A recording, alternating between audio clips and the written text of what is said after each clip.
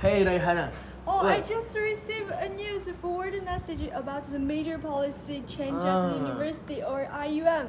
It's spread rapidly through the student group. Have you seen this one? wait. Before we read the news, let's let's look at the source. This doesn't link to an official portal. It's just a screenshot from an anonymous account. I think this one is a fake news. Oh, yes, you are right. If we share this without checking, we may Ah. become part of a trend to spread this misinformation. Yes, right? yes, yes, That would yes, be yes. big mistake. Yes, this will be big mistake for us. I will analyze the scenario. So we have to know misinformation is more than just fake news. It's a significant communication challenge that disrupts social harmony and trust. From an Islam perspective, communication is a responsibility. We are accountable for the words we spread. And to understand how people actually deal with misinformation in their daily lives, we conducted several interviews with members of our community. Let's get it. Now let's move on to the interview session. Right, so what I have here is one of our IIUM brothers. Maybe you can introduce yourself to the camera. Hello, I'm Fauzan from Kuliah of Engineering. Right, Brother Fauzan, I'm going to interview you about the question about misinformation. Right, so the first question is, what is your primary source of news, and how often do you verify it? Alright, so currently my primary source to get the news is from the media outlets such as Instagram, X, and others. And how I verify is through the how trustworthiness the media outlets such as Berita Harian, Sinar Harian, and others. Right, that's the first question. The second is, have you ever shared information that you later found to be incorrect? So far, when I'm sharing something, I always re-verify or double verify it before I send it to others, so that the other will not, or at least not get too much misinformation from that. But I know that still a challenge for me to have it sometimes to be incorrect. So it's my duty to always to verify it so that the others will not get misinformation. Okay, that's very good answer. The third, which is the last question that we are going to ask him today, is what factors usually convince you that a piece of information is trustworthy? Well, I think this depends on who are who giving the news or who are the spread the news. Such as what I'm seeing today, I will not choose the news that I will get from the individual persons or the individual that has a controversy from being misinforming others. Okay, that is all for today. I'm sorry. And we are with the second interviewee. Maybe you want to introduce yourself? Hello, my name is Chris bin Emanuhi, and I'm from Kuliah of Engineering. Right, brother. This question is going to be about misinformation. So the first question is, what is your primary source of news, and how often do you verify it? For me, I usually check news from TV, maybe, and maybe through social media like TikTok or maybe IG. And what do you say, Kid? How often do you verify it? And I seldom verify the news because I don't really take a place to hear the news from this kind of sources like TikTok maybe and IG. Okay, moving on to the second question. Have you ever shared information that you later found to be incorrect? No, because I don't like to share anything with others.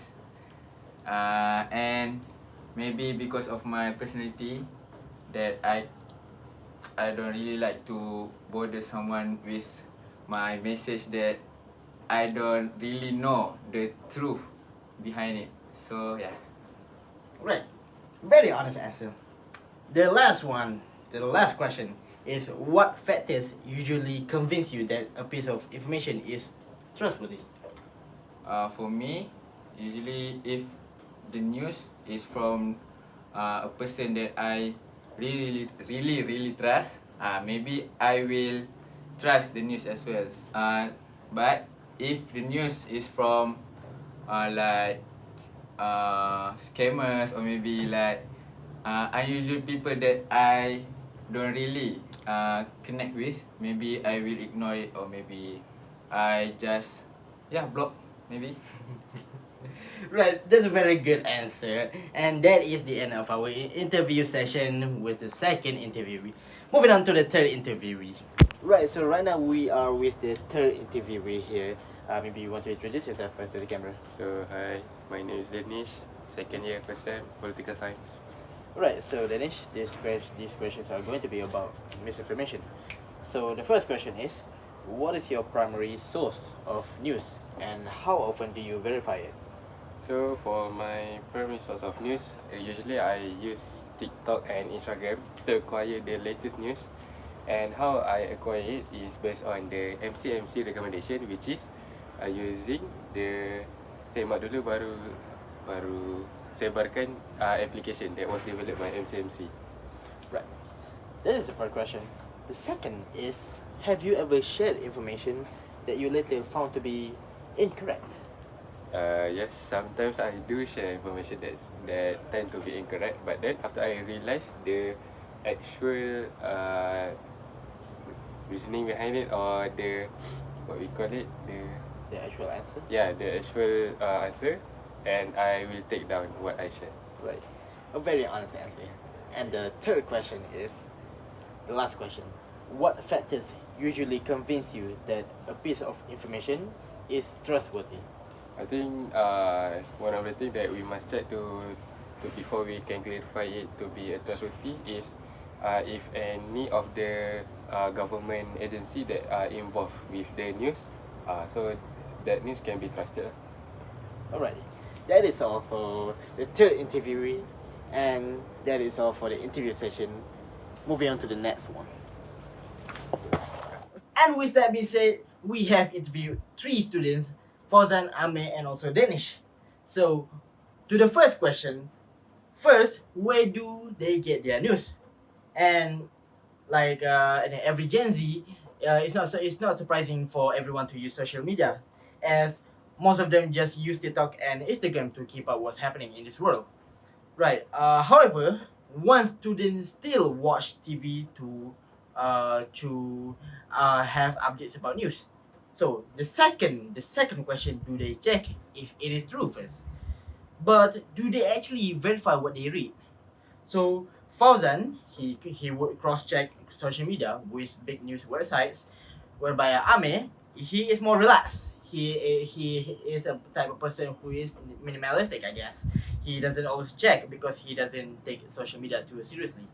The last one, which is Danish, he would use the official MCMC app to make sure the facts that are being reached to him is right. So the last one, the third question, where we ask them about sharing with others. So when it comes to sharing, everyone is quite careful here. So Ame prefers not to share anything because he simply doesn't want to make mistakes. On the other hand, Fauzan would double check everything before hitting the send button. And Danish, he would admit that if he accidentally shares something wrong, he would delete it immediately once he knows the actual truth.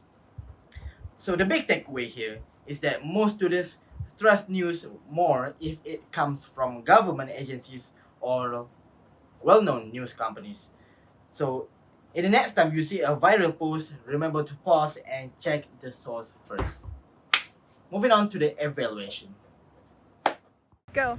Okay, let's talk about misinformation and how we address from an Islamic perspective. Islam provides a clear framework for this issue through the principle of Islamic perception. As mentioned in Surah Al-Hujurat, verse 6, the first is Ya ayyuhalladzina amanu in ja'akum fasikum binaba'in fatabayyanu. Oh, you have believed, if there comes to you a disobedient one with information, investigate. This highlight is a significant gap, where Islamic ethic demands careful investigation. Contemporary digital behavior often prioritizes emotional reaction over factual accuracy. Why this gap exists? Our analysis suggests that the attention economy of social media encourages impulse over reaction. And Islam teaches us to be the truth seeker. But the current digital environment rewards being to the first share. This conflict makes it difficult for individuals to practice ethical communication consistently. So first of all is to verify the source, because a lot of misinformation coming from by the substance or content which is designed to attract your attention rather than to spread the truth. So if we wait without to check the source, we may become part of a trend to spread misinformation, right? And for the second part is to analyze the content. Calm down, analyze the content, and then don't let the title lead you. If you saw the headline screaming shocking big news, but the article lack of clear detail, like who, when, where the information coming from, this most of this information, right?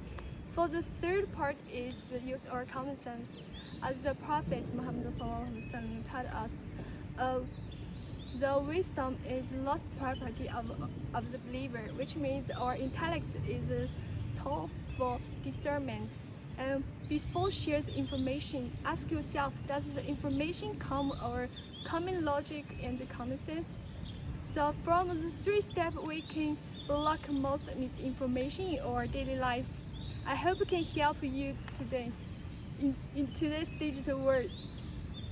So based on the interviews response and the scenario analysis, we've seen many people unknowingly become part of a trend to spread the misinformation. That makes us realize how important the type of use the principle of verification is, especially in digital age. The Prophet Muhammad taught us, a true Muslim is one from whom tongue and hand are other Muslims are safe. Especially in digital age, our keyboard are our tongue, and the share button is our hands. Every click is an act of faith. It can bring safety and harm. So let every one of our click reflect the kindness and the caution of the true believers.